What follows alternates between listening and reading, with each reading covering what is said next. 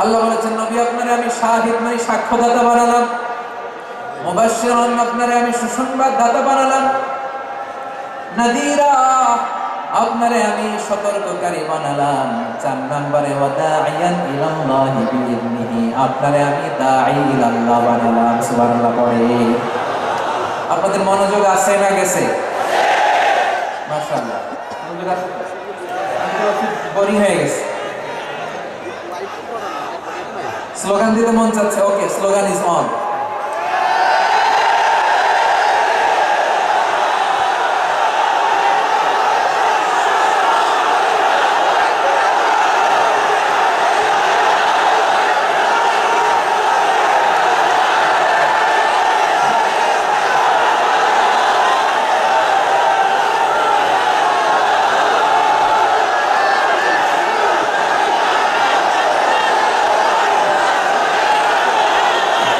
মাশাআল্লাহ মাশাআল্লাহ। হ্যাঁ ঠিক আছে, আর কয়েক মিনিট।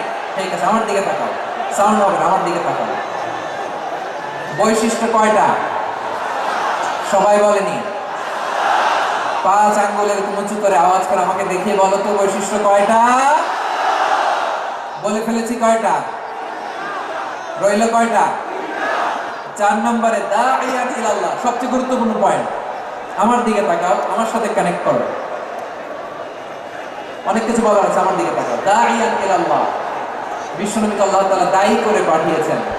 বিশ্বনবী কি মানব মণ্ডলীকে নিজের দিকে ডাকে? দুনিয়ার দিকে ডাকে? কার দিকে ডাকে? দাঈয়ান ইলাল্লাহ, আল্লাহর আদেশে আমি আপনাকে দায়ী করে পাঠিয়েছি। বিশ্বনবী মানব মণ্ডলীকে আল্লাহ তাআলার দিকে ডাকতেন।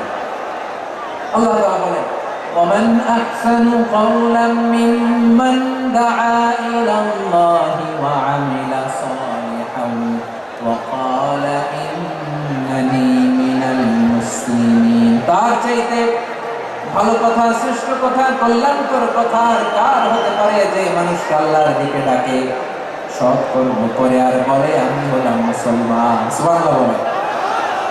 এবং এই যে দাওয়াতি কাজ বিশ্বনবী করবেন, এটার একটা মেথডোলজি আছে। বিশ্বনবী কিভাবে দাওয়াতি কাজ করবেন উম্মার মাঝে, এটাও আল্লাহ তাআলা দাওয়া মেথডোলজি তিনি শিখিয়ে দিলেন। তিনি বললেন, উদউ ইলা সাবিলি রাব্বিকা বিল হিকমাতি ওয়াল মাউইযাতিল হাসানাতি ওয়াজাদিলহুম বিল্লাতী হিয়া আহসান।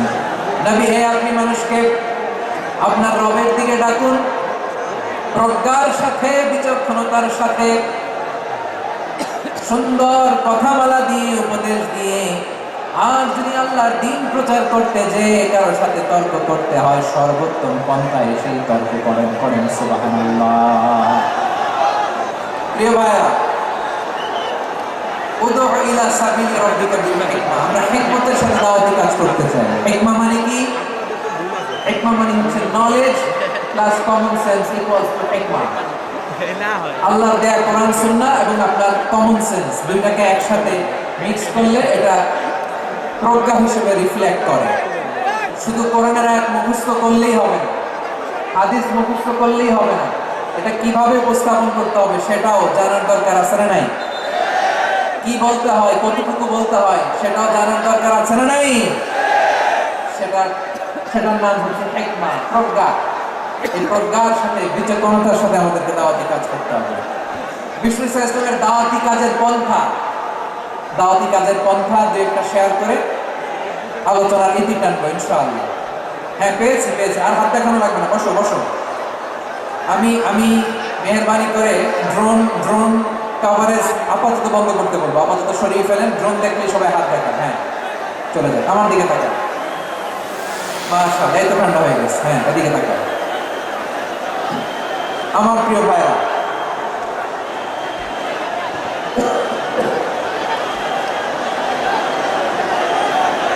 দাওয়াতি কাজ কিভাবে করতে হবে এদিকে তাকান। এইদিকে। হ্যাঁ,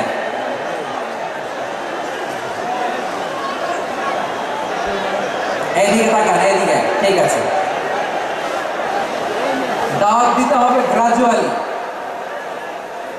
তাকিয়েছেন আমার দিকে, তাকিয়েছেন সবাই? মাশাআল্লাহ, ভেরি নাইস অডিয়েন্স। মাশাআল্লাহ। গ্রাজুয়ালি গ্রাজুয়ালি দাওয়াত দিতে হবে, একবারে সব না। অনেকে নতুন দিনে ফিরে আসে, আজীবন খারাপ কাজ করেছে, অন্যায় অবিচার জুলুম করেছে, তার জন্য দিনে ফেরার রাস্তা খোলা আছে না নাই? সে যখন ইসলামে আসে একবারে আপনি সব চাপিয়ে দেবেন না।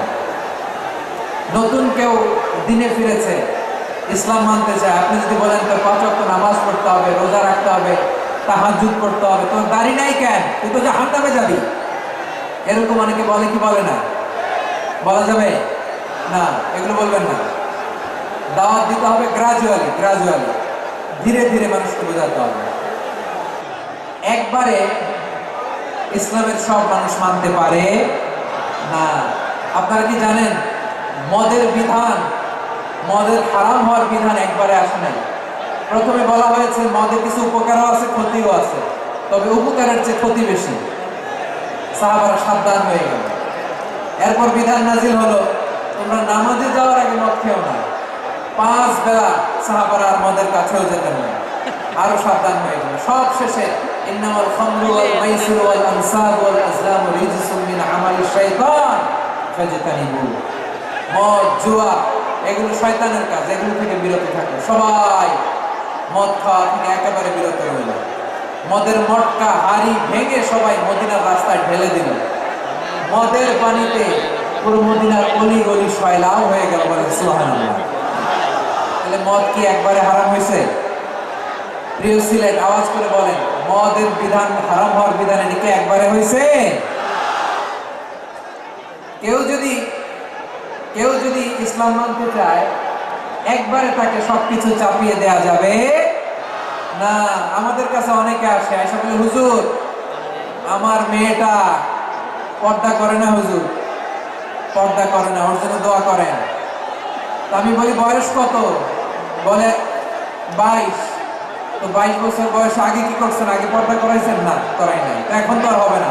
এখন তাকে আস্তে আস্তে বুঝান যে মা শালীন পোশাক করে, একটু শালীন, যেমন আছে তেমনই থাকো, শালীন পোশাক। শালীনে অভ্যস্ত হলে বোঝান মারে একটু মাথায় কাপড় দাও, একটু হেজাব করে, ওইটাতে অভ্যস্ত হয়ে গেলে এরপরে তাকে নেকাবের দিকে আপনি আহ্বান করেন। ওইটাতে অভ্যস্ত হয়ে গেলে হাত মোজা, পা মোজা যদি করতে চায়, এইভাবে গ্রাজুয়ালি আগাতে হবে। প্রিয় ভাইয়েরা, সবচেয়ে গুরুত্বপূর্ণটা আগে, তারপরেরটা পরে।